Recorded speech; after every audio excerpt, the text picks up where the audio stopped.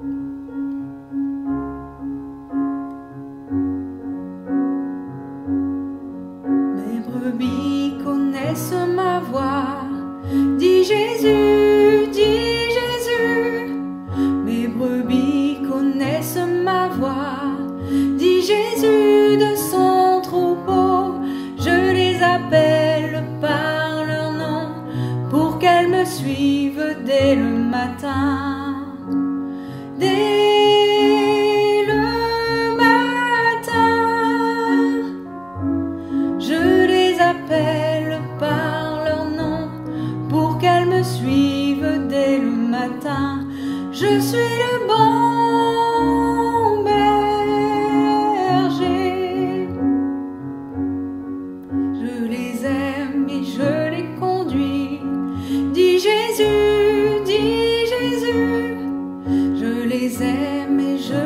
conduit, dit Jésus de son troupeau. Je les appelle par leur nom, pour qu'elles me suivent jour après jour. Jour après jour, je les appelle par leur nom, pour qu'elles me suivent jour après jour. Je suis le bon berger,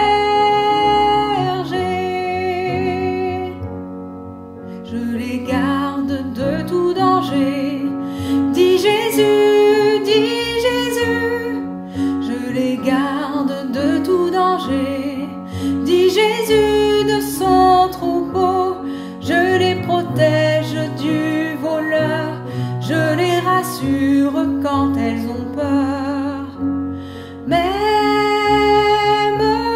le soir, je les protège du voleur, je les rassure quand elles ont peur.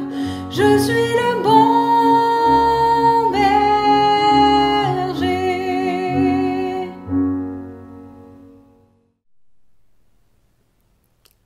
La brebis égarée. Jésus aimait beaucoup regarder autour de lui et surtout observer ce qui se passait dans les champs pour expliquer à ses disciples ou aux foules venues l'écouter des choses concernant le royaume de Dieu. Il a parlé des fleurs, des oiseaux, des renards, du loup, du corbeau et des serpents. Et un jour, Jésus était au milieu de ses disciples et il leur raconta cette fois l'histoire d'un berger et d'une brebis perdue. C'était pour leur montrer qu'il est le bon berger, venu chercher des brebis, des hommes, des femmes, mais aussi des enfants, en grand danger, perdus pour l'éternité. Au printemps, le berger aime conduire ses brebis dans de verts pâturages. Les prairies sont verdoyantes, parsemées de jolies fleurs, l'air est pur et l'eau des ruisseaux est limpide. Les brebis, accompagnées de leurs agneaux, sont heureuses de trouver de l'herbe fraîche et tendre. Elles connaissent bien leur berger, car il est toujours avec elles.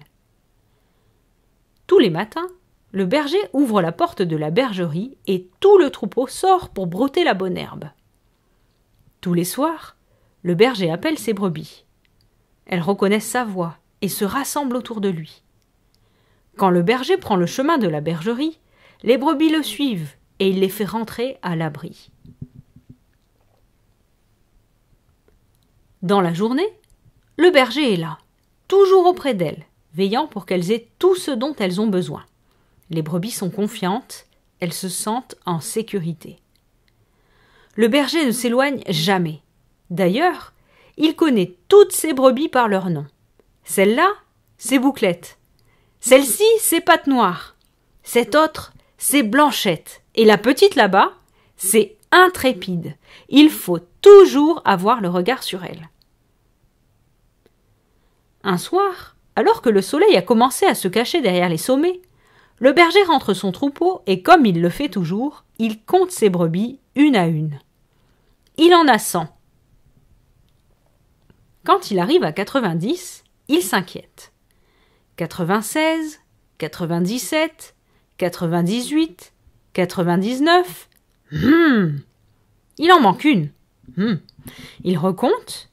96, 97, 98, 99. Eh oui, il m'en manque une, se dit-il, de plus en plus inquiet. Où est ma brebis?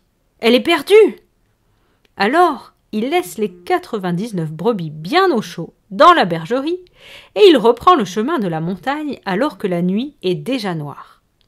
Il l'appelle. Personne ne répond. Il l'appelle de nouveau. Rien. La montagne renvoie l'écho de sa voix. Alors, il presse le pas et continue à appeler sa brebis. « Où es-tu, petite brebis? Ne crains rien. Je te cherche. Peut-être es-tu tombé dans un ravin? Peut-être es-tu blessé? Réponds-moi, c'est moi, ton berger. » Le berger cherche. Il cherche encore. Il appelle toujours, inlassablement, mais toujours aucune réponse. Au loin, il entend des chiens qui aboient et qui semblent se répondre. « Peut-être, elle est là, derrière ce buisson. ou bien là-bas, dans ce trou. Le berger grimpe, descend, remonte, glisse, se rattrape aux branches, se blesse sur les cailloux. Il s'arrête un instant pour reprendre son souffle. Il scrute tout autour de lui. Il écoute et n'entend pas le moindre bêlement. Il faut que je retrouve ma brebis. Voilà des heures qu'il marche. Il se pose bien des questions. Il sait bien que la montagne est dangereuse. Des loups, des chiens, des renards y rôdent. Peut-être des chiens l'ont-ils attaqué, peut-être un loup l'a-t-il dévoré. Tout à coup, il entend un faible bêlement. Là-bas, au loin. Il appelle encore plus fort et il se met à courir. C'est elle, la voici.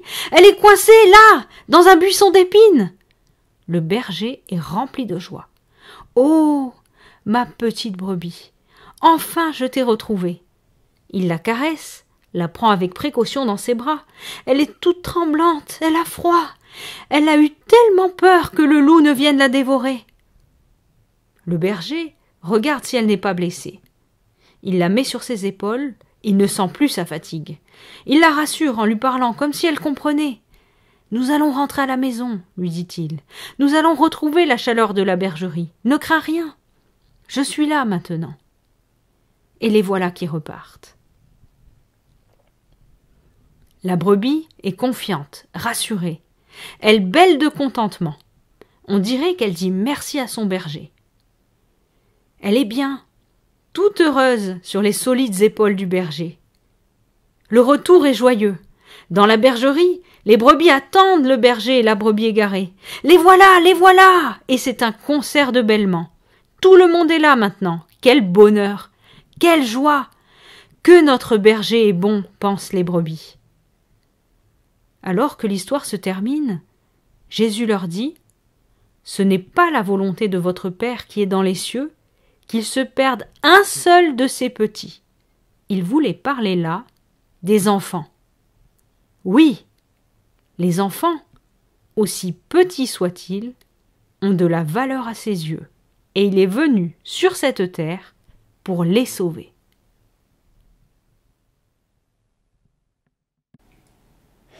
La conclusion de cette histoire nous prouve que Jésus aime tous les enfants. En effet, il veut qu'aucun d'eux ne se perde.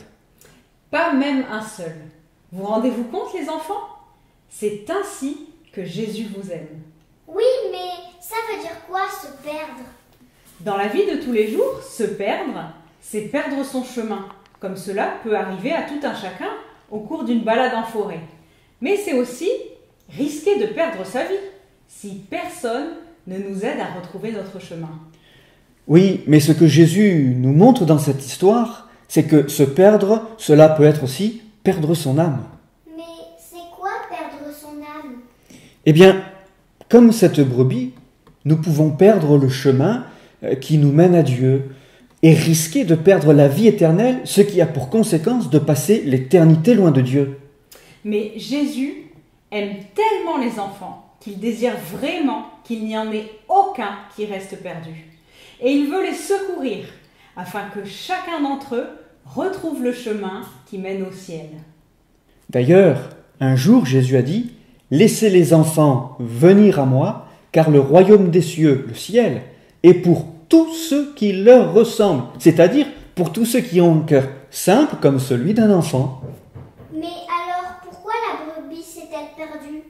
Eh bien, la brebis a peut-être pensé que l'herbe qu'elle trouverait ailleurs serait de meilleure qualité que celle proposée par le berger. Ou bien a-t-elle pensé qu'elle vivrait de bien plus belles aventures qu'en suivant le reste du troupeau, en faisant de meilleures rencontres par exemple. Mais alors, à qui s'adresse cette histoire? Cette histoire ne s'adresse pas seulement aux enfants, elle s'adresse à tout le monde. En effet, nous sommes tous comme cette brebis. Nous nous sommes tous perdus sur le chemin qui nous mène à Dieu. Oui, la Bible dit que tous ont péché et qu'en raison du péché, personne ne peut prétendre à accéder à son ciel. Cela veut bien dire que tous ont perdu leur chemin à cause du péché et le résultat, c'est la mort. Mais alors, puisque j'ai péché, Jésus ne m'aime plus? Non, c'est ce que nous allons voir tout de suite. Jésus aime tellement tous les pécheurs qu'il veut tous les sauver. D'ailleurs, dans cette histoire, quand le berger s'aperçoit qu'il manque une seule de ses brebis, il part aussitôt à sa recherche. Il ne se dit pas « Oh, bah ça va, il m'en reste 99, cela est bien suffisant ». Oui, ou bien qu'elle est désobéissante ou un peu malade. Oui, en effet. Et donc, pour la seule manquante, aussi faible soit-elle, il se démène pour la chercher. Les brebis ont toutes autant de valeur à ses yeux. Il n'hésitera pas, malgré la fatigue, malgré l'obscurité, la dangerosité du chemin, Ou les bêtes féroces. oui, à mettre sa vie en danger dans des endroits périlleux pour la sauver. Et il n'enverra personne à sa place pour la chercher. C'est vraiment son amour qui le mène à agir ainsi. De la même manière, Jésus, que l'on appelle aussi le bon berger, connaît tout de toi. Ah oui. Il te connaît par ton nom, il veille sur toi, dans les chemins que tu empruntes, là où tu te trouves. Il connaît Milan, Kelly, Emmeline, Ella, Colline, Dariane, Mathieu, Joséphine, Mathis, Priscilla, Léa, Ilias, Kylian, Grace, mais aussi Émilie, Maëlys, Raphaël, Louane, Emmanuel, Eunice, j'en citerai encore, Titouan, Samuel, Thomas, Léna, Sharon, et on pourrait dire aussi qu'il connaît Jean-Noël, Rachel, Timothée, Lisa, et qu'il te connaît toi qui regardes cette vidéo et dont le nom n'a peut-être pas été cité. De même, Jésus est venu en personne pour chercher et sauver ce qui était perdu. Et que se passe-t-il ensuite? Eh bien, quand le berger trouve la brebis, il la ramène là où elle sera en sécurité lorsque la nuit est tombée. C'est où, d'après toi? À la bergerie. Tout à fait.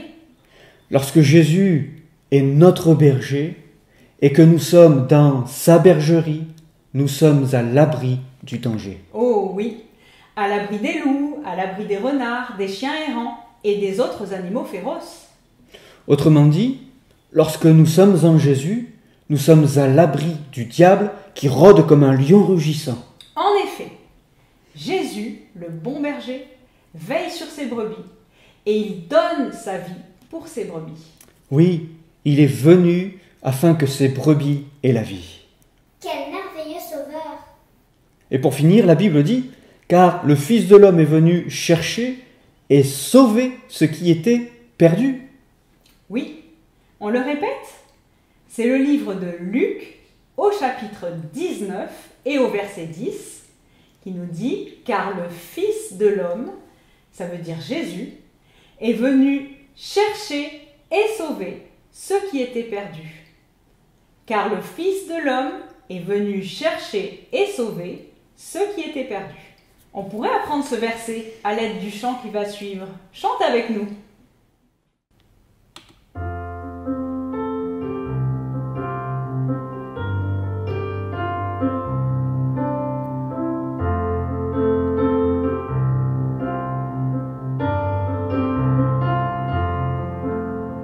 Jésus est venu chercher et sauver ceux qui sont perdus. C'est écrit dans la Bible. Jésus est venu chercher et sauver ceux qui sont perdus. C'est écrit dans la Bible. Jésus est venu chercher et sauver ceux qui sont perdus. C'est écrit dans la Bible.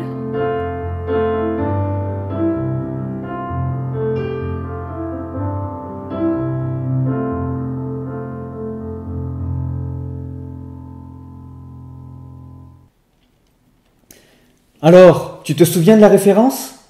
Choisis parmi les différentes propositions. As-tu trouvé? Tu as raison. C'est bien Luc, chapitre 19, verset 10. Bravo! Nous voudrions maintenant faire une parenthèse à toi, adolescent, qui nous regarde. Dans son amour, le bon berger n'a pas permis que son troupeau soit au dehors pendant la nuit ou pendant les jours d'orage.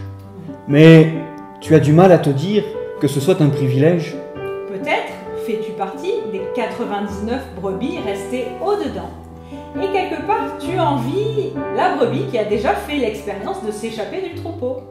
Il te semble connaître par cœur les habitudes du berger, la façon dont il te conduit, les chemins par lesquels il te fait passer, le goût de l'herbe dont il te nourrit. Et tu te dis que tu en as assez.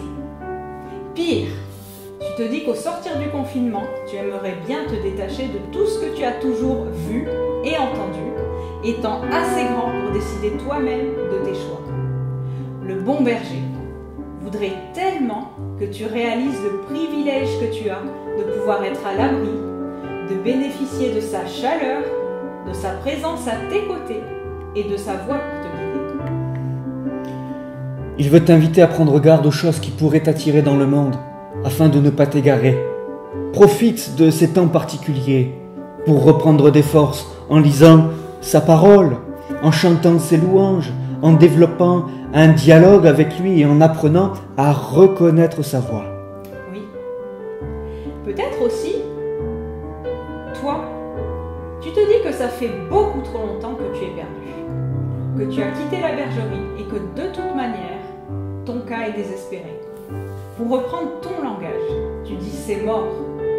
Il est impossible que le berger me cherche encore. Détrompe-toi. Jésus veut encore te secourir.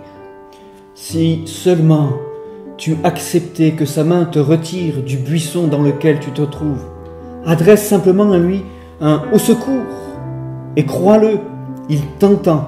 Un simple bêlement de la brebis a été entendu par le berger. Et enfin, à toi, qui écoute ce message et te dit qu'il y a pour toi peu de joie dans le ciel car tu ne t'es jamais perdu. Que tu n'as jamais fait assez d'expérience pour vivre quelque chose de fort avec Dieu. Tu sais, ce moment où il te prend et te porte sur ses épaules. Sache que ce que tu vis est déjà fort. Il te voit et il t'aime tel que tu es. Il voudrait vivre encore davantage avec toi. Reste dans sa bergerie et il aura quelque chose de grand pour toi. Fais-lui simplement confiance. On va prier.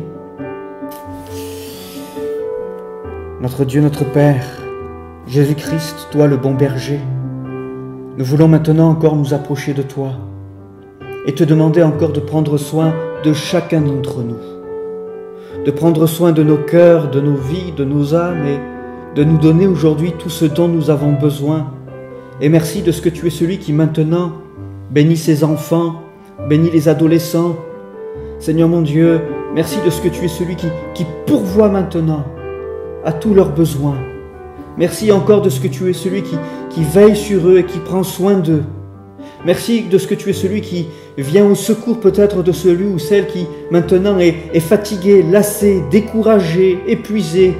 Peut-être quelqu'un qui se demandait, qui se faisait la réflexion en ce moment de peut-être, c'est vrai, aller voir à l'extérieur, voir ce qui pourrait être proposé. Merci de ce que tu es celui qui encourage encore et qui veut toujours garder, protéger dans ta bergerie. Merci de bénir celui ou celle qui peut-être aussi a des nuits difficiles. Et Seigneur, tu vois cette brebis, tu vois cet enfant, ce jeune, Seigneur, et tu veux encore bénir, tu veux encore accorder ta paix dans ces moments-là. Seigneur, merci parce que tu veux nous amener dans ta bergerie, afin que nous soyons toujours en paix, afin que nous soyons toujours rassurés, afin que nous soyons toujours gardés, que ton nom soit glorifié. Amen.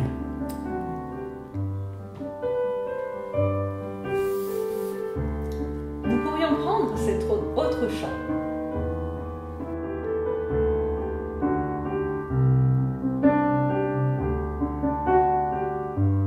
Si je me tais, oh,